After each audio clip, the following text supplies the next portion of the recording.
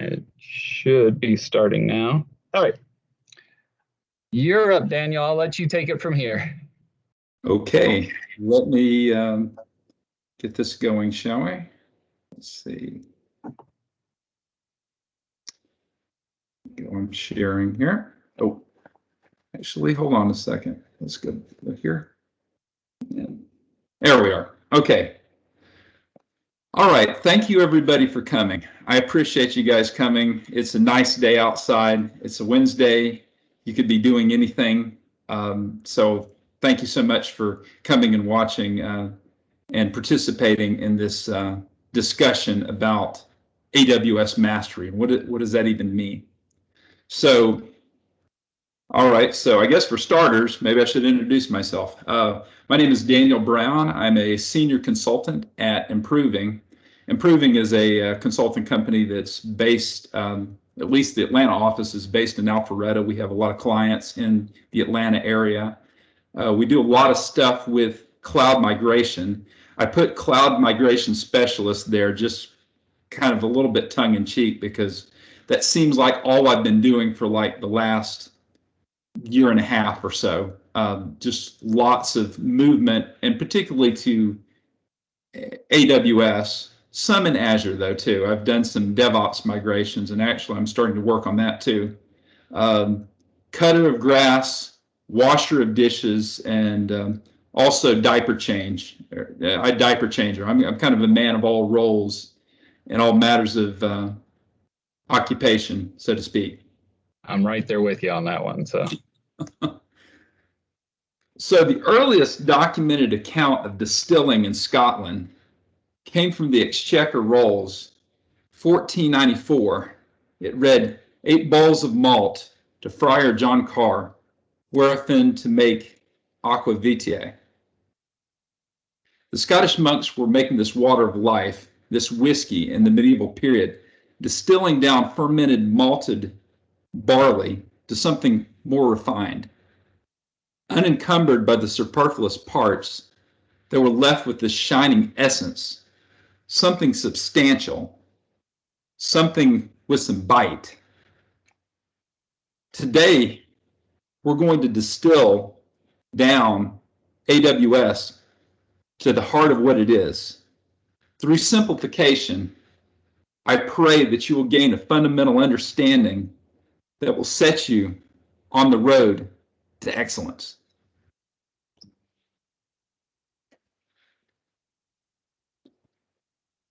Okay, let's get started. Okay, let's take it down to the essence. What exactly is cloud? So cloud is just basically data centers with slick marketing and maybe some refined tools. Okay, so this is really no different than what we had in the 90s, early 2000s, where companies would pay somebody to host their data or host their servers in a space. This is basically Colo 2.0 or something like that. It's really nothing special about it.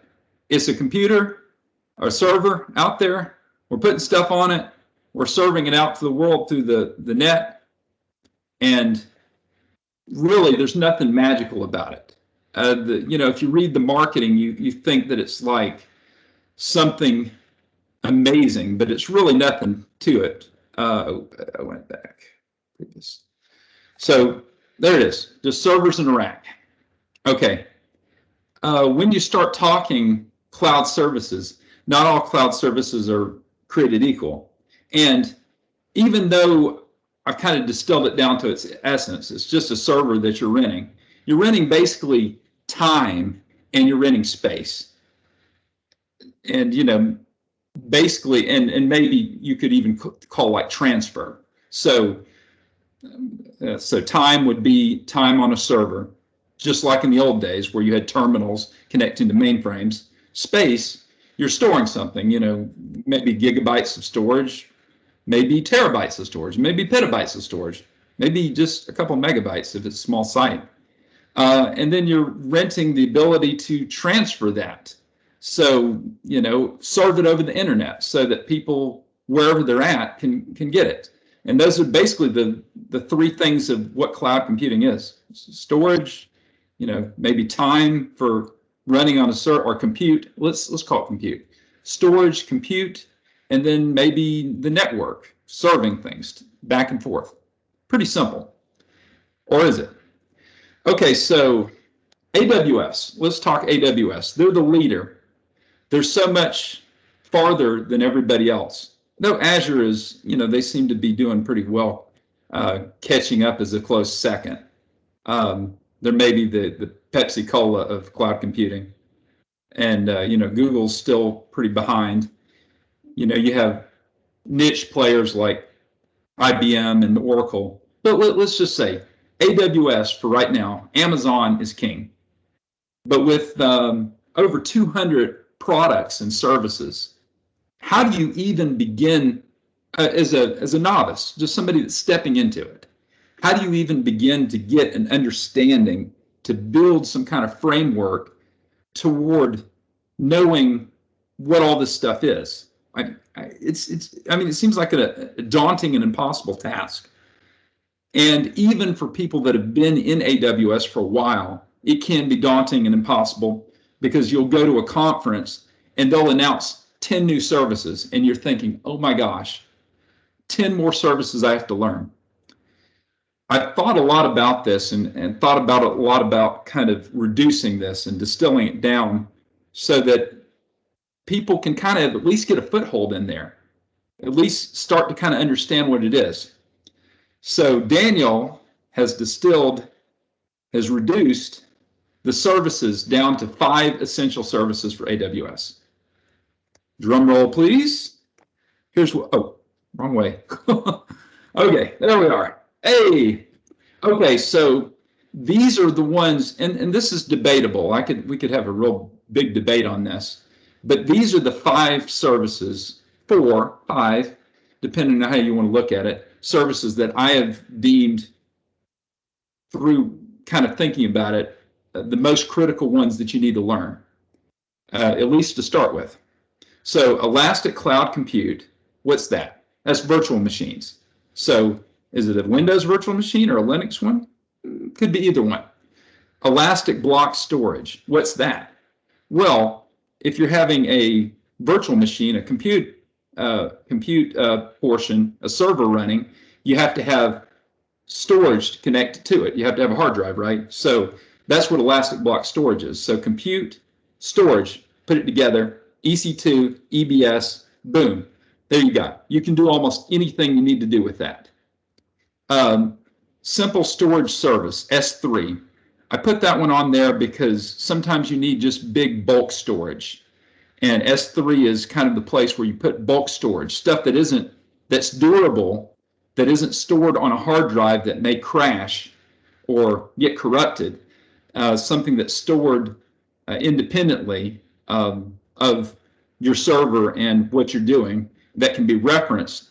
And by the way, S3 is a cheap way to store things relatively compared to really any other solution that you got in the cloud.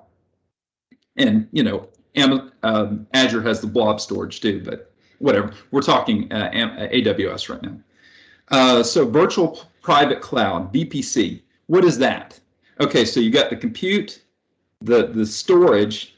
VPC is basically the networking. That's the transfer of stuff across the network out of AWS, in AWS, between computers, between the database, and between S3.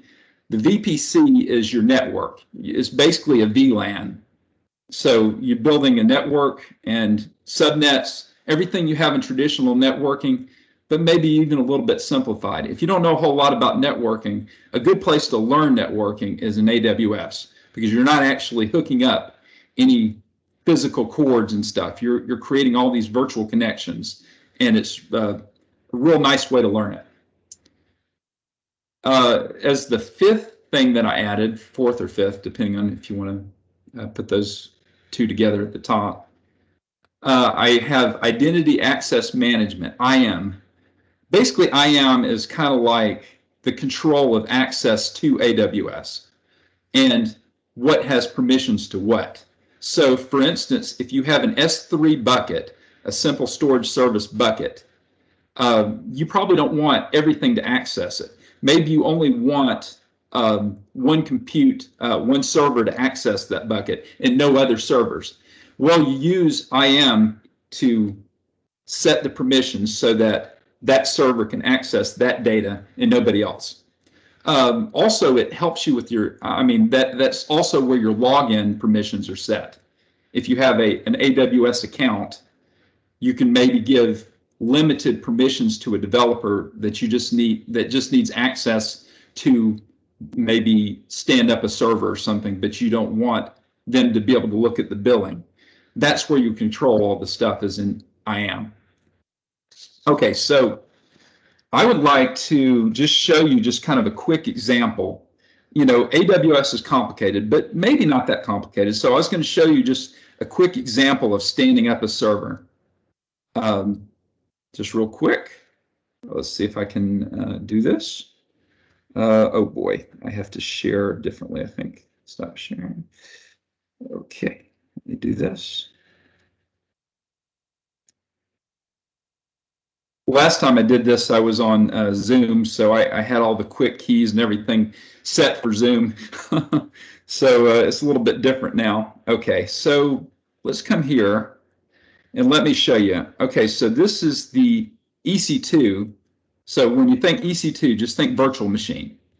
You know, AWS really has a lot of crazy terminology, and I think it is a serious barrier to entry as far as things go, because it's like elastic cloud compute. What the heck is that? Basically, that's where you go and make virtual machines. That's all it is. It's pretty simple.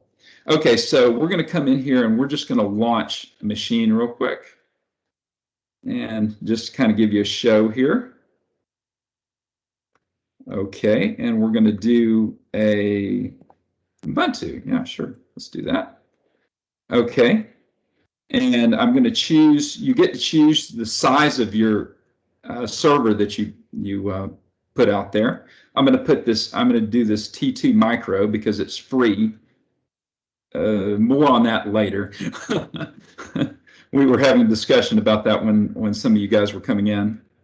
Okay, let's look in here. All right, we're just going to use the default cloud or the default VPC that Amazon gives us for free that we didn't have to build. We're going to go subnet 1, and I'm not actually going to change anything else. Let's just go to storage. Okay, this is where you add what size hard drive you want. 8 gig. Since it's Linux, you can make it really small. Maybe we go with that one? No, just go with that one. Okay, you can choose whether you want to encrypt it or not using encryption keys, but let's don't worry about that. We're going to keep it simple for right now. Okay, we're going to go to review and launch. Oh, actually, let's see. I do want to look at something real quick. Oh, hold on. Previous. Okay, all right, let's go here. We're going to go to tags. We're just going to call it something. We're just going to call it demo. We'll call it demo. Keep it simple. All right. I would not normally do this, but we're just going to leave it wide open for SSH. And we're going to create a new security group. Let's see, we'll call this one. So this is, all this is going to do is it's going to add a security group, basically like a firewall for this server. So Daniel, one question, in terms of the security groups and things like that, just playing around on my AWS account, are there any best practices there that you would suggest for some of these things that you're walking through, such as the SSH? I mean, do you normally limit it to a specific IP or range, or? I would. So basically what we're doing here, not to get too much in the weeds on networking and not to bore people that are experts in networking, but basically we're opening it up for SSH. So we can SSH to the server. Yep. on port 22, just kind of standard SSH port. And what that is right there is that means that it's open to the whole world. So one of you guys could step in here and try to SSH into my box. Sure. You won't have the key, but I know. But I mean, probably the guys that hacked the Colonial Pipeline probably didn't have the key either. So, so you normally restrict to an IP or a range, is I guess. Absolutely. What I usually do personally, if I'm just messing around, is I will change this to whatever my personal IP is. Sure. It's insider format. So personal IP, I just go to like Google and say, what's my public IP? Yep.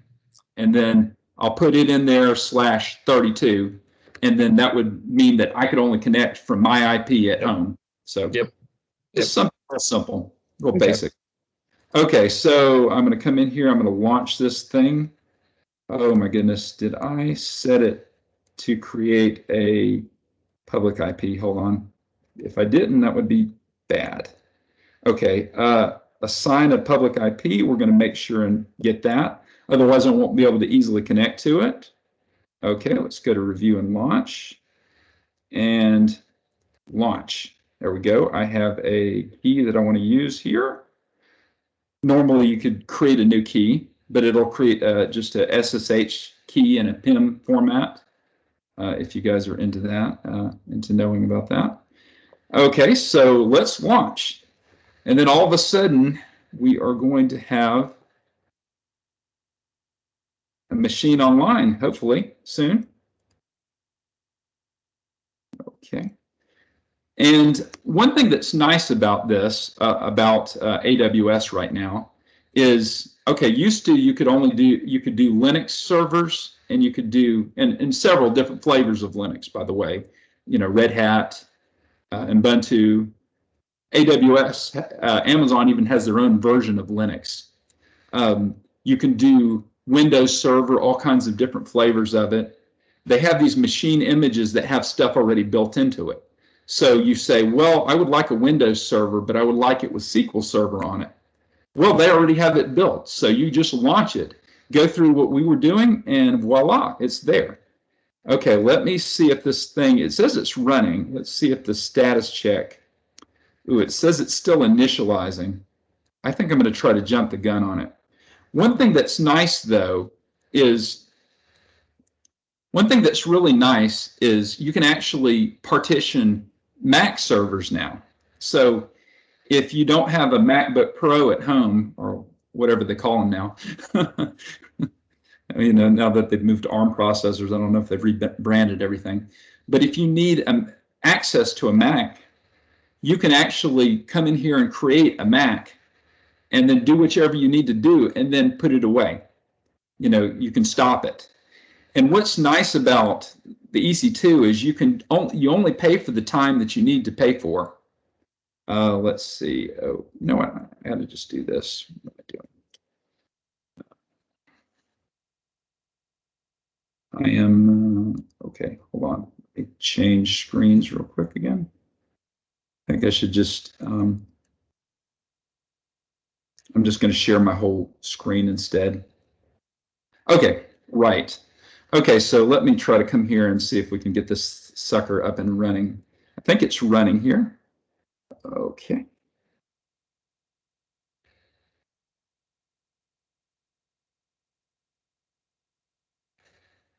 Okay, and here we go. We have a Linux server up and running, and that only took a couple minutes. Probably took longer than it needed to, but with this, we can build anything, right? So that's why I consider this one of the crucial services. We could install Apache on here, Nginx.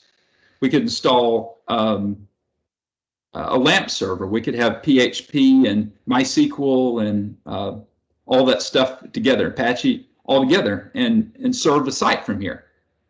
We could put a database on there. We could make a big cluster for Hadoop or something like that. There's all kinds of stuff that we can do just by using this. And you saw how easy it is to launch. My goodness, my mouse is terrible. you saw how easy it is to just go and launch a server like this. And you know what? When you're done with your server, you can just come in here and just terminate it. Boom. And you're not paying for it anymore. You're only paying, I only paid for the couple minutes that it was up. And because it was a free tier server, I probably didn't pay anything at all. Probably. That's, I'll come back to that later.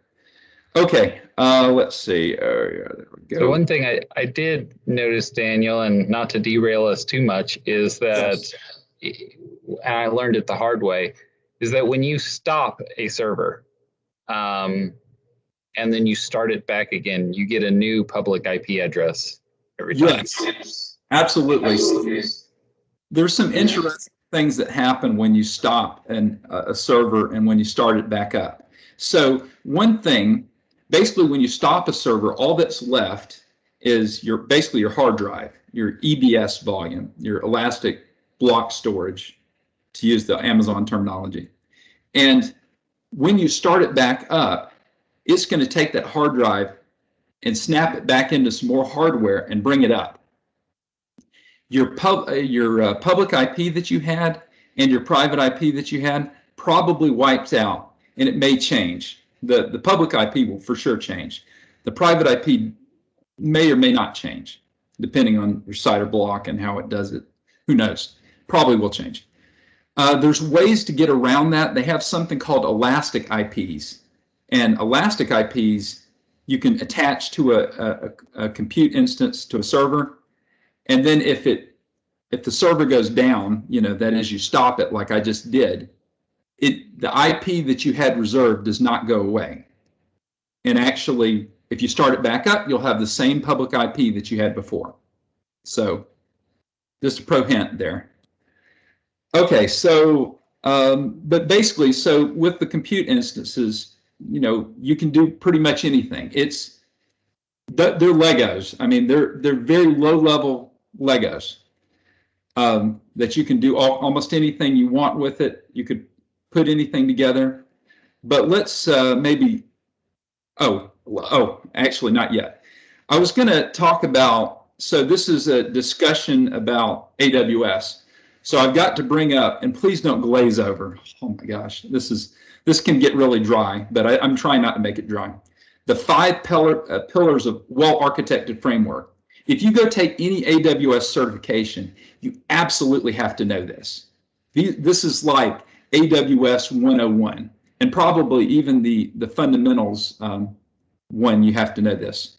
But so they have 5 pillars of well-architected framework.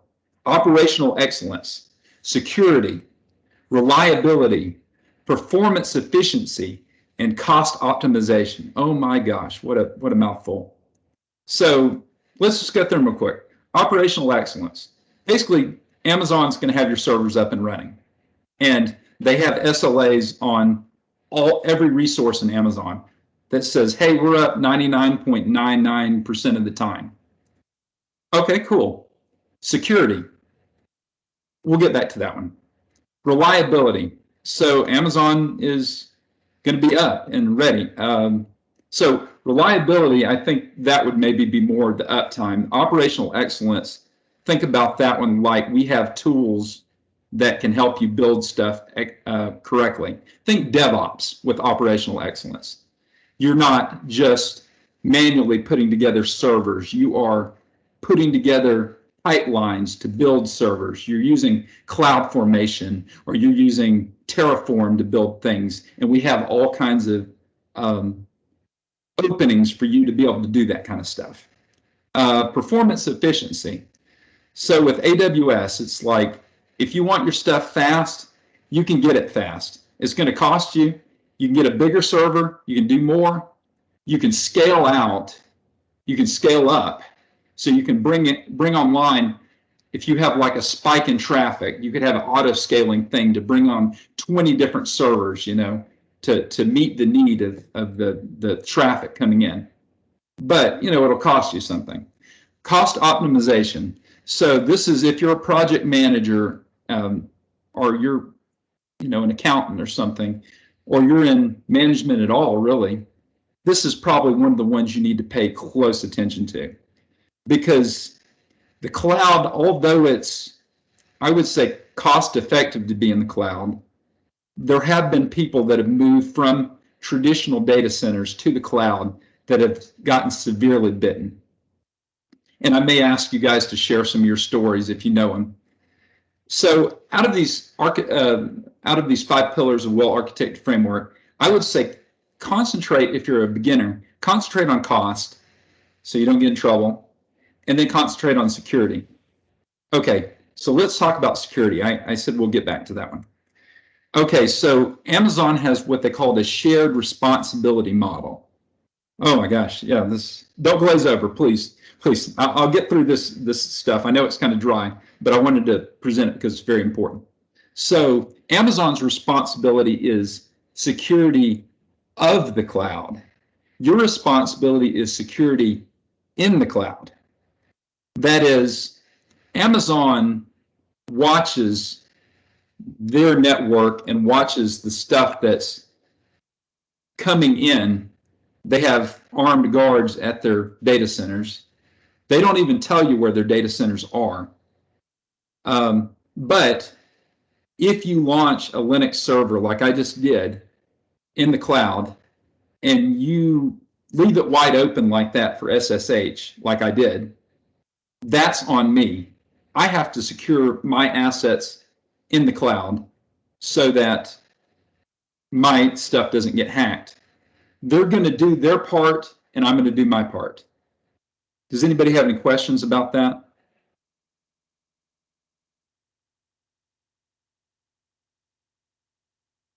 Okay, let's keep going. Let's see if we can get something a little more interesting here. Okay, so all right, this is a general guidance on cost. Okay, and if you're a newbie, you probably ought to know this. Okay, so most networking infrastructure is free. There are some exceptions, but things like if you're building a VPC or subnets or routes or security groups or an internet gateway, all of that's free. You may pay for traffic, but we'll get to that in a second. But building the networking structure, free. The one exception is NAT gateways.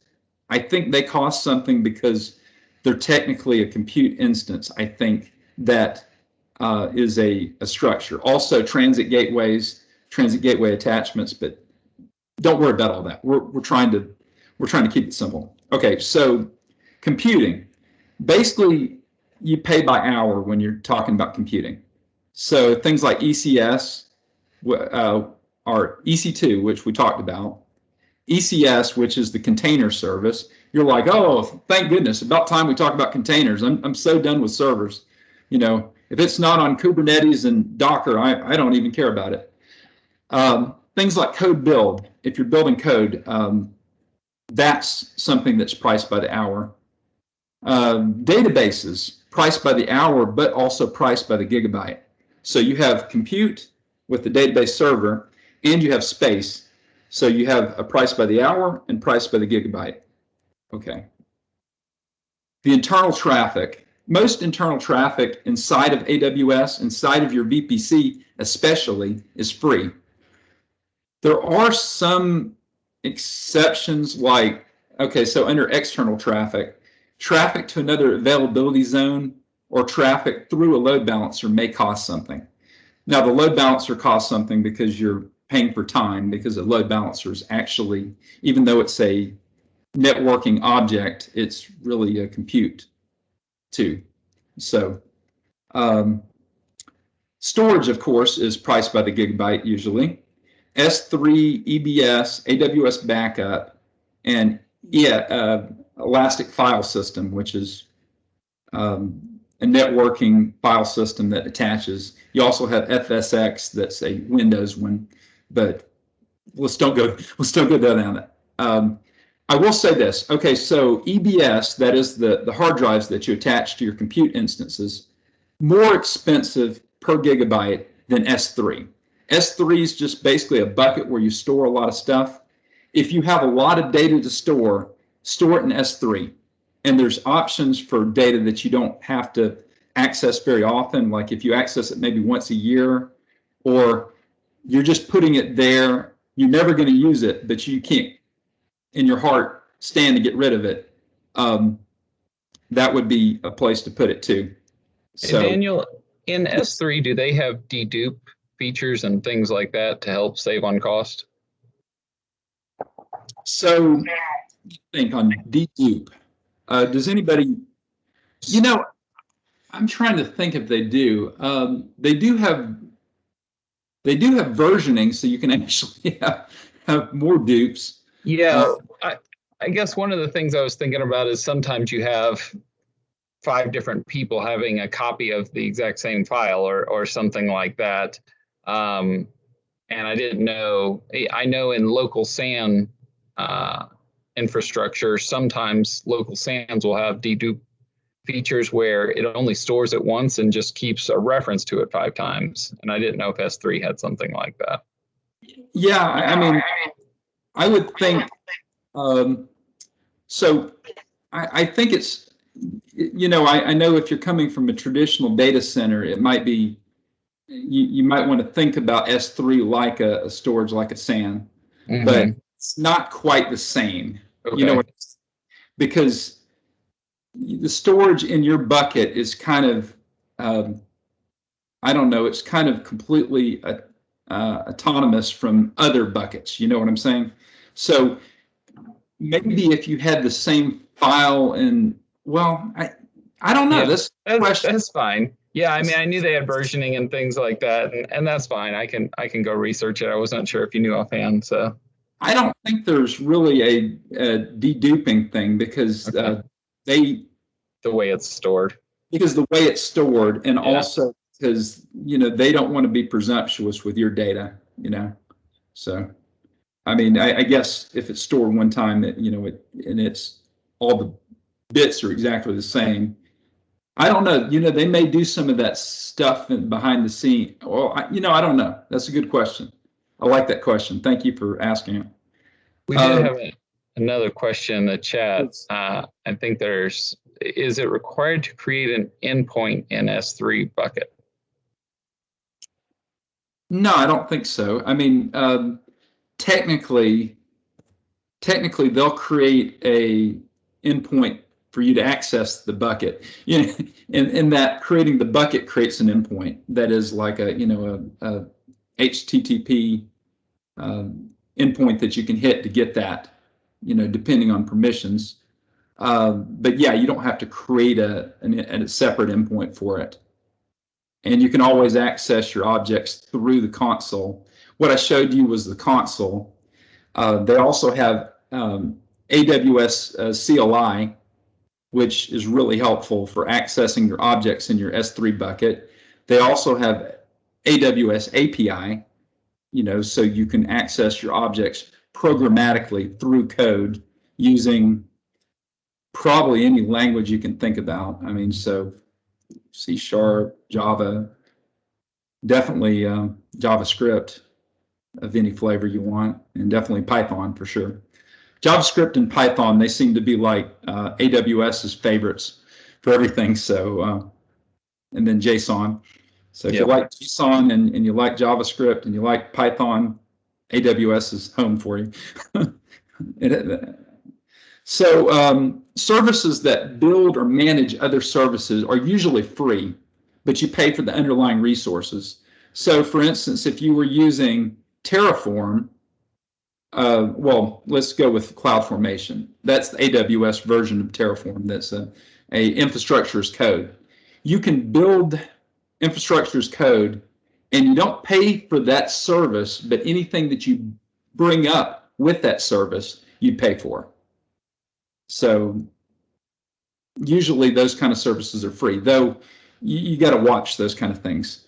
Monitoring is usually per item, per gigabyte. So if you're monitoring API calls, for instance, they might give you 1 million API calls for a certain price. If you're logging, if you're collecting data for a log, you're probably going to get priced by gigabyte. And application integrations are usually per request. So for instance, if you were using a queuing system with SQS, where you were putting items in a queue, you probably are paying per item in the queue. And again, they usually give you like a bulk amount. So it's like maybe 100,000 items for this price. And then if you use more, then then it gets cheaper. That's kind of how AWS's model is it's expensive up front and it gets cheaper as you use more and more. Sure. Though not necessarily. So okay. Yeah, so I'm going to interrupt you for 1 second, Daniel. If you could go back to that previous one for 1 second.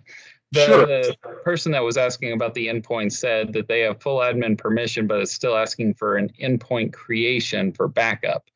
I'll let you answer, but my understanding was that there is always an endpoint created. So, yeah, I mean, it depends on. I mean, there's always an endpoint created. I mean, in that you can always access your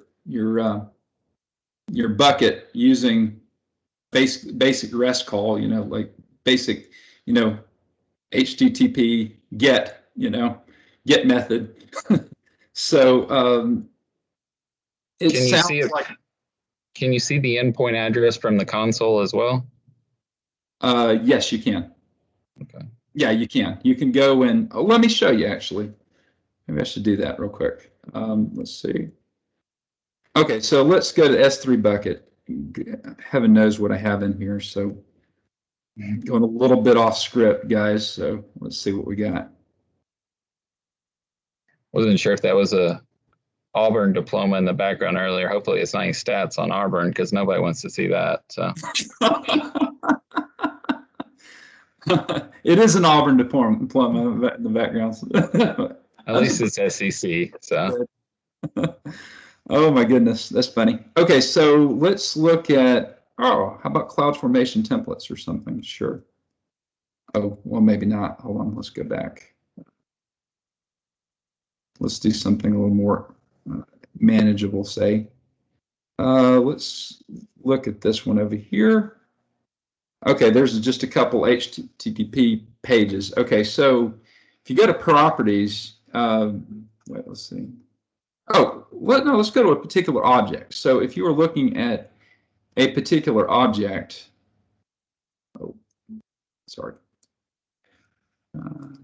then you can actually hit this thing, say copy URL, and that'll give you the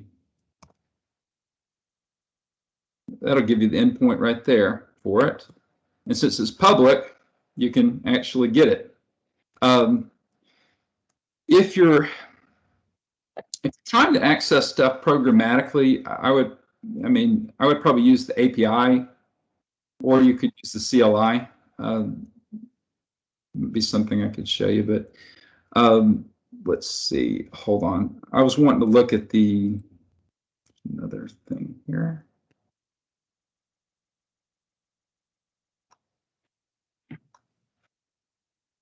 I was trying to see. Let me click on it. That's how you do it. Okay. Sometimes I get confused on some of this stuff. But okay, so look here. So this would be what I would call the endpoint right here. I don't know if I'm using endpoint correctly in the context of what they're talking about, but there's the object URL for that, and you can usually get that using a get. If you're using the CLI, you would use this URL over here that says s3:/ and then it's usually bucket name and then object, or if there's a prefix. You got to think of S3 like a key value storage. Now, I don't want to get in the weeds too much with this. But think about it like if you were doing key value. So the key is this, or maybe just this actually. And the value is the file.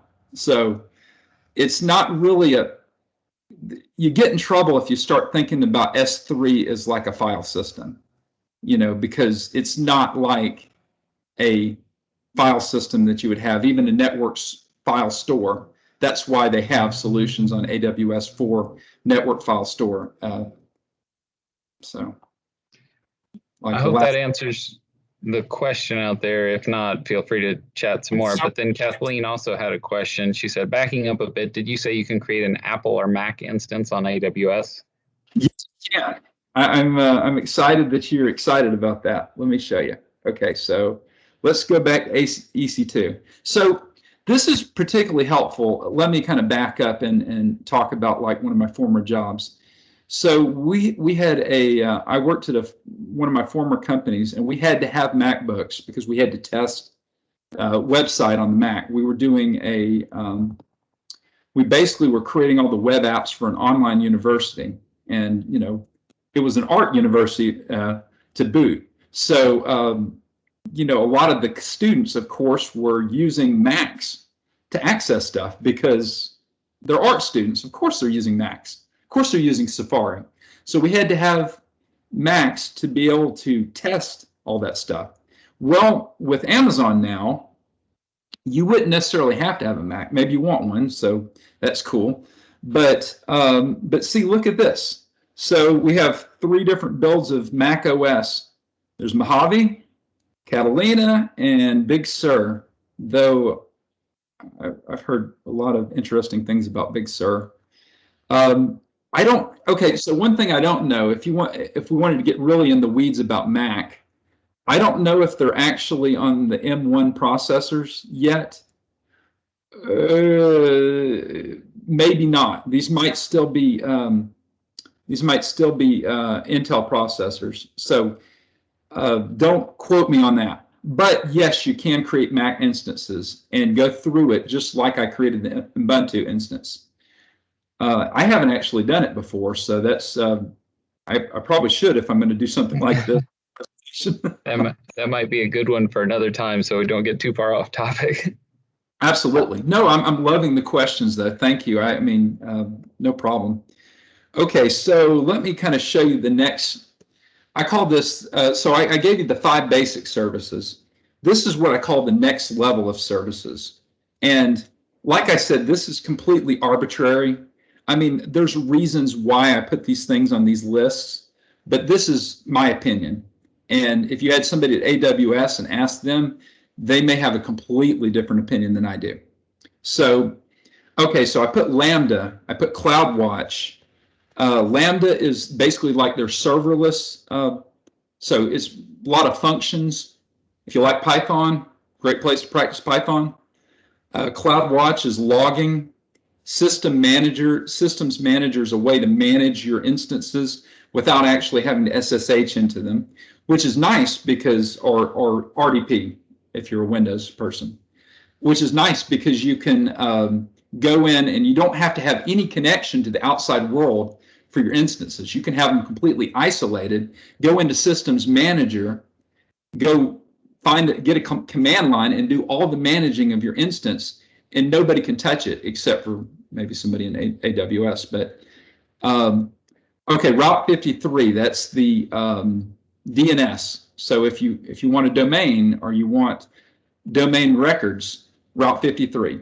Load balancing. Of course, everybody wants load balancing, and nobody's going to bring up an EC2 instance to have a load balancer. That's crazy. Same thing with the queuing or notifications, all that kind of stuff.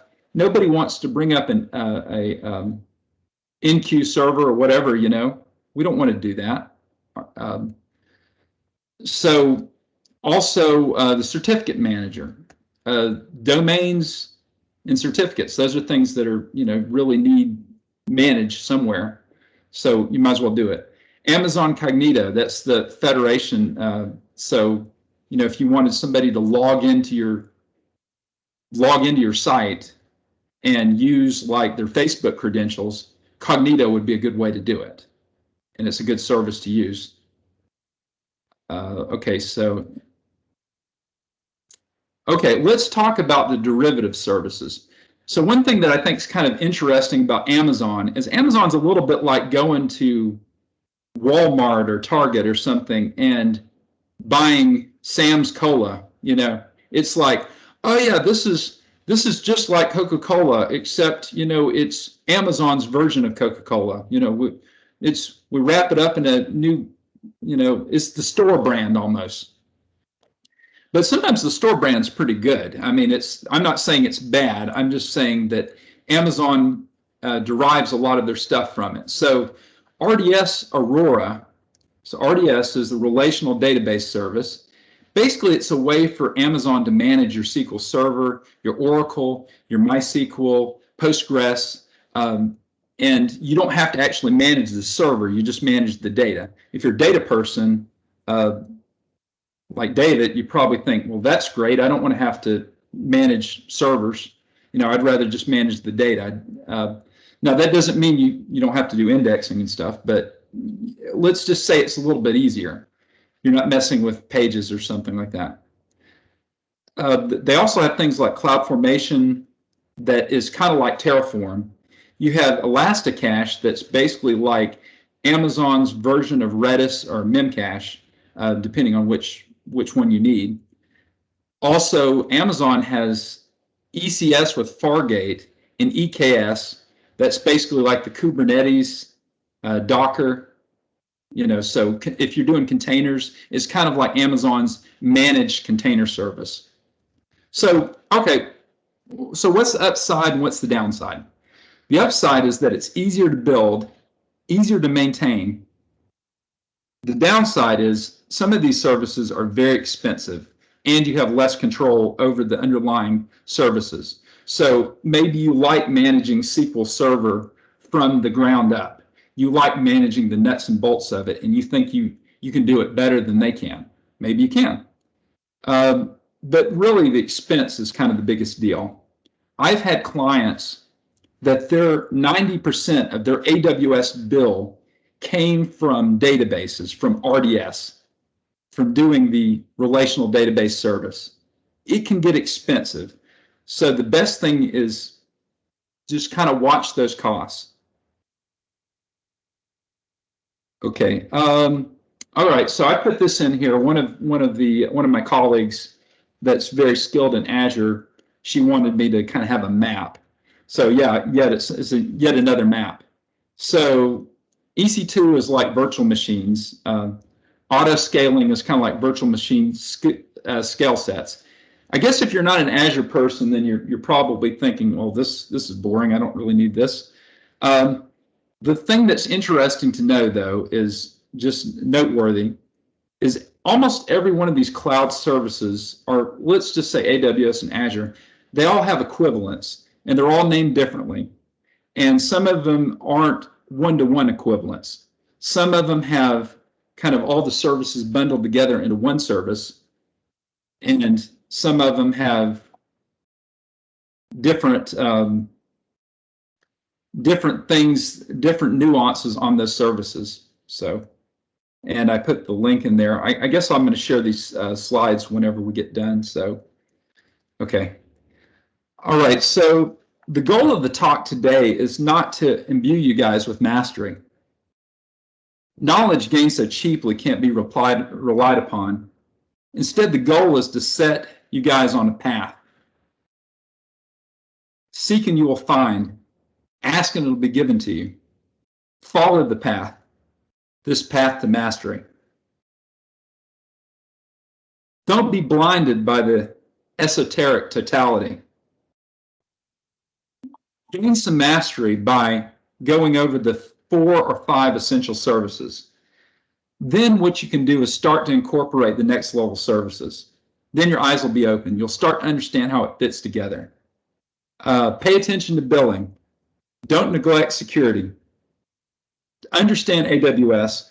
One doesn't need to know everything in AWS. I think that's probably the biggest lesson you can take away for today. You don't have to know everything. To attempt to know everything is crazy because there's so many things in there. Understanding the rationale of the architecture and how the pieces fit together, understanding how AWS does things, that's a much saner approach. Okay. All right, it's over. All right, everybody can go eat now. Are there any questions or comments? Anything that people have from their own experience that they want to bring up? Experience in AWS that may help some people. I'll kick us off. I know that one of the best things for me was just going and creating the free account and starting by creating some EC2 instances, doing everything from installing MySQL to creating a small LAMP server to whatever, and then realizing all the mistakes that I made. So whether it was security related or things like that, but that's a great place to get started. So yeah, I think so too. Absolutely. See if anybody else has got any questions. Otherwise, I've got plenty. I will say this. Okay, so if you're starting out in AWS and you say, Daniel, this was good, but I didn't really get much out of this. I mean, I need a little more meat. I need some substance. I'm one thing. Let me kind of tell you how my path was. Just kind of tell you my own personal experience in it. And I came from a fairly technical background, but I decided I was just going to I was working for a company that had a lot of assets in AWS, and we were migrating more. And I decided, you know what, I'm going to get a certification. And I went out to udemy.com, one of those places that sell online training. And Udemy, I like them because they have courses for pretty cheap. And I just went and I just bought a course for the certification I was wanting to take. And I just went through the course. I got a free AWS account. I played around in it, learned, rinse and repeat. And I went and got the certification, which was pretty awesome. And that's how I would recommend the path. I would recommend learn by doing, and go get a course that's online. There's some cheap ones out there and that are great. I got one from A Cloud Guru on Udemy, so they do pretty good stuff if you need a recommendation. So yeah, and to your point, as with anything, whether it's learning a code or whatever, that what I found was get something that you want to accomplish. So for me, it was moving some Python code that I've been running on my local machine that interacts with my SQL database and getting that migrated over to an EC2 instance. So since I had a goal, it was a lot easier to, go out, get started, and go from there. And, as with any time you're learning, if you've got an objective, it's much easier and you don't get lost trying to learn everything. Absolutely. Love that. Yeah. That's why I think the getting the certification is great, because, if you have an objective like that, then it forces you to sit and learn. If you have a specific technical objective, that's even better, because then you're learning something specifically and you're really hands-on with not just an example, but. So this question was asked in terms of just the personal account. Once you get that set up, when and where do they start charging you? That's a very good question. I know that personally, and I can answer from just personal experience, I ran out of EC2 time because I was running 2 servers and I just left them up, not knowing any better. And you get a limited, and I was just running the Amazon flavor of Linux servers. But I still, at some point in time, since I wasn't stopping the instances, ran out of time. What things do they charge you for? I believe Lambda jobs you can pretty much have unlimited, assuming I don't know if there's a compute limit or what. So Lambda is one of those that people do get caught on. So okay. Free Lambdas, but if you're running something extensive, you may be like running out of time eventually. So you have to be very, very, very careful with Lambda. So I think the one that most new people will get on is EC2. Using the free servers, I would just turn them off when you're not using them. That's what I would do. And there's a difference. So there's start, stop, and terminate. If you hit stop, it won't get rid of any of your data. It'll just stop it, and it won't be running. And then you can restart it and you can do it. If you hit terminate, usually it just blows everything away. So just be aware of those differences. I would just be very, very careful to start with. Something else that I would do, and this is what I did, is I became a pretty good expert in billing and just what things cost. So if you don't know what something costs, just Google whatever service you're looking at and cost. So if you say, what is RDS cost, or what is a MySQL RDS instance cost? Well, look at it and it'll tell you this many cents per hour, this many cents per hour. And then even if you have an instance stopped, there's still some costs on the EBS, for instance. So even if you have you may incur some costs with the hard drive, but there's also free tier on the hard drive. So I would be very careful. That's all I can say. And I would acquaint myself with the costs. So we did have one, and I know we're talking more, we're talking cost, we're talking about kind of intro stuff here, but we did have one AWS meetup group where it was a lot of immutable infrastructure as code. And it was a lot of different tools there. What would you say? Do you have any good resources? Do you guys do anything like that where you are right now? Okay. Yes. So, all right. I would recommend if I were trying to get into infrastructure as code, I would recommend you guys learn Terraform. That's kind of my favorite. That's what we're doing a lot of where I'm at. And I started, when I started doing infrastructure as code, I actually started with CloudFormation because it's integrated into AWS. It works fairly well. I would recommend, if you're going to do CloudFormation or Terraform, either one, I would get something like Visual Studio Code as your, and then get a linter for those. So it'll make your life a lot easier as far as like helping you with syntax, because one thing that's not real great with CloudFormation is you go through a lot of like stuff. I mean, if you're not doing it from command line, you go through a lot of stuff. You upload your template, you hit run, you wait in anticipation, and you see that it failed. I kind of like Terraform better because I think it works better. There's a lot of resources for documentation with Terraform.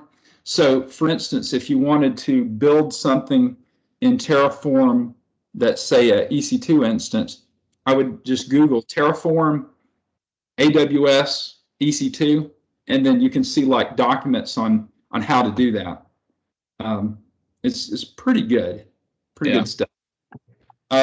But of course, if you're just starting in AWS, don't kill yourself trying to learn infrastructure as code too, unless unless you're doing a project. If you are doing a project, it might be a good idea to start with that. So yeah, I did I did go ahead and add my LinkedIn address there, so you can add me on LinkedIn if you want. If you got any questions you don't want to ask in front of everybody, or you want to just ask me, send me a message or something. And so I know Abhijit asked a follow-up question. He had asked about, I think, the price, but he asked, I meant to ask if there's a good understanding of which services are used more versus the other, i.e. when companies are in general opting to do their own thing on their own thing versus AWS. Great question. Gosh, I love that. Okay, right. So let me answer it like this. A lot of companies Well, okay, so most companies that are interested in migrating to AWS, they're migrating because they're trying to make their lives easier, or they're migrating because they're living in a data center that's really expensive. My last client that I just finished up the contract in April, they were getting charged exorbitant amounts for their data center in Dallas. And so they were trying to move to AWS to, one, save money, but also save on management. It depends on where they're at. If they're save money, then they may do things like not run RDS, not run a Amazon managed database, but run their own database on an EC2 instance. If they're trying to save work, then a lot of people are adopting things like RDS. And it really just, I mean, if you're going, I guess it depends on how big your organization is too, but if you think about it, DBAs are kind of expensive, right? I mean, especially if you got an Oracle DBA, oh my gosh, those guys make a lot of money. So moving to RDS is expensive, but is it really? Because you have to, if you're not having a Amazon managed instance, then maybe you have to pay extra people to manage those instances. So it's really just a trade-off. And I've seen all kinds of things from companies. I've seen companies go really cheap, and then I've seen companies just go really absorbent in what they've spent on Amazon. It's, for me personally, it's something I'm very interested in. And if you're a project manager or you're wanting to make an impact during an AWS migration, then you ought to get really good at costs, at counting the costs, because that's where you can really make an impact more than deploying loads to AWS or something. You know, if you can get in there and really figure it out. I often joke, and nobody seems to laugh, but I think it's funny. I think there ought to be an AWS certified accountant certification, because it really is one of those things where costs could get out of control, and things like Lambda, where it's like, oh, well, you know, the first million Lambda calls are free. And it's like, okay, well, yeah, that's good. What if you get in a DDoS situation where they're hitting your Lambda, 35 times a second, for a week? I haven't done the numbers to figure out what that is, but it can get expensive. You just have to know what the cost is. And the pay per computing section, it's a good model if you know the cost. And I think, to go back to Abhijit's question, it varies so widely on what a company is trying to accomplish. Yes. Are they wanting to move their entire infrastructure? Are they just trying to move their storage? Are they trying to move a web app? I mean, we've had a lot of companies come to us, my company, and want to do serverless web development and things like that. So it's all Lambda functions and that, like you said, there's a cost to that, but then you don't have to have it on your infrastructure. You don't have to worry about load balancing. You don't have to worry about so many other pieces. So it really just depends. And like you said, nobody can know everything. Well, I'm sure somebody can, because there's some really smart people out there, but I don't have the time for that.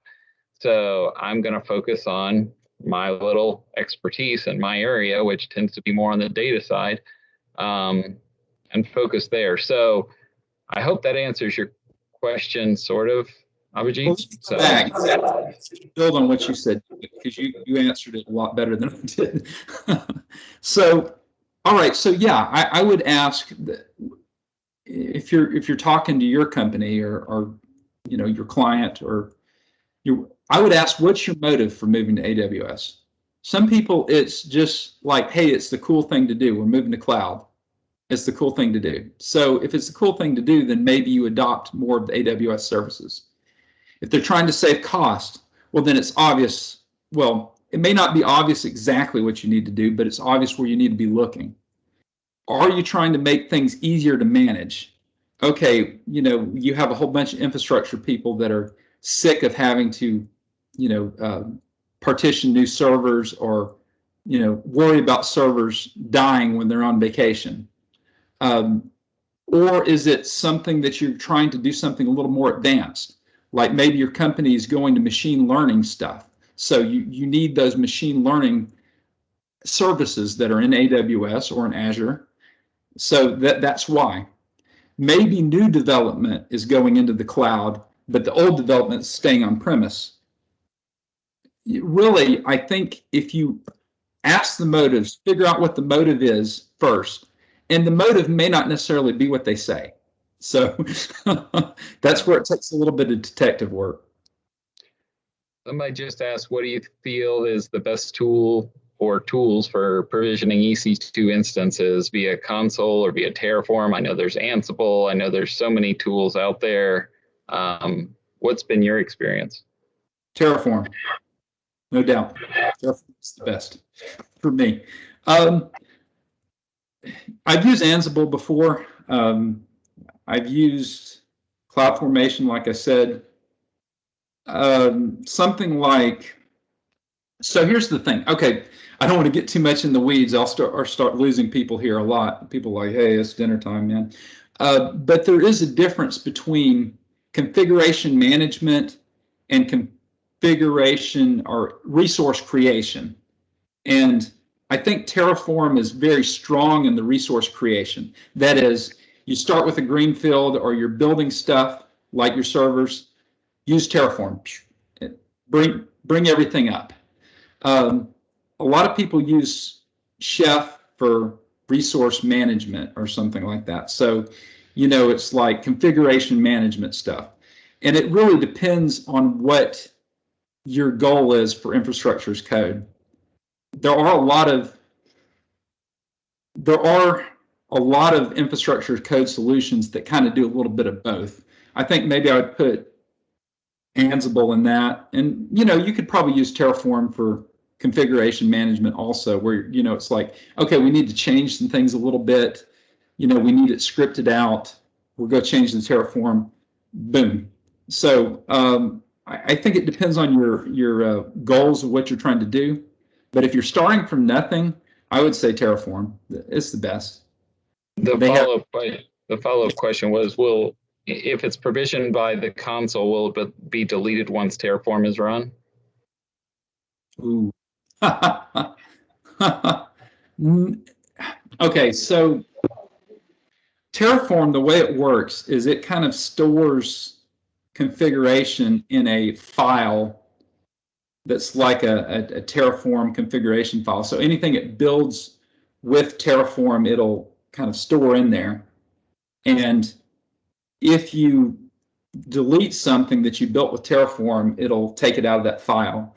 And it really can only manage whatever's in that Terraform state file. So if you build something with the console, then Terraform's really not going to manage it. It's not going to go and delete it for sure, because it doesn't really know about it unless it's in the state. Now, if you try to build something in Terraform that's already been built in the console, and there's like unique ID kind of collisions or unique name collisions, Terraform will say, I can't build this because you already have something called this. So you can also import things that were built before Terraform into Terraform. And that's a little bit of a more interesting, it's an interesting process to do that. But yeah, but you can do it. You can absolutely do it. Without too much becoming the Terraform roadshow, somebody else asked, can Terraform produce a diagram of the infrastructure like CloudFormation? Ooh, good question. I don't know that, you know what, there's probably a plugin for that, but let me put it this way. I've never used it, so I'm not sure about that. Good question though. Very, very good question. You guys are throwing some good ones out.